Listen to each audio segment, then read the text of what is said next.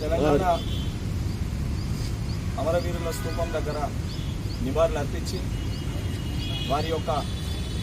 ఆశీస్సులు దీవెనలు తీసుకొని ఏదైతే ఈరోజు మొట్టమొదటిసారిగా శాసన మండలిలో ఏదైతే అడుగు పెట్టబోతున్నానో, ఏ కులాని పక్షాన గత 10 సంవత్సరాలుగా పోరాటం చేస్తూ విద్యార్థుల పక్షాన పోరాటాన్ని గుర్తించి వారికి ప్రతినిధిగా వారి సమస్యల్ని తీర్చే దిశగా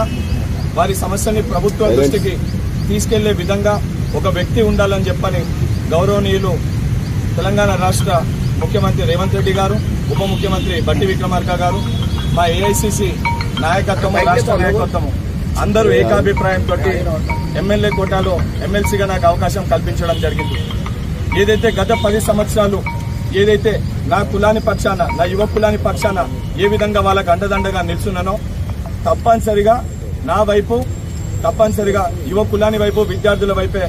బల్మూరి వెంకట్ ఉంటాడు. వారి యొక్క సమస్యల్ని ముఖ్యమంత్రి గారి యొక్క సూచనల మేరకు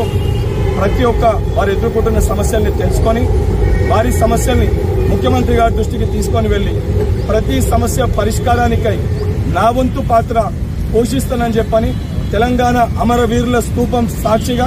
తెలంగాణ రాష్ట్ర వ్యాప్తంగా ఉన్న ప్రతి ఒక్క విద్యార్థికి, ప్రతి ఒక్క యువకునికి బల్మూరి వెంకట్ గా నేను వాగ్దానం చేస్తున్నాను.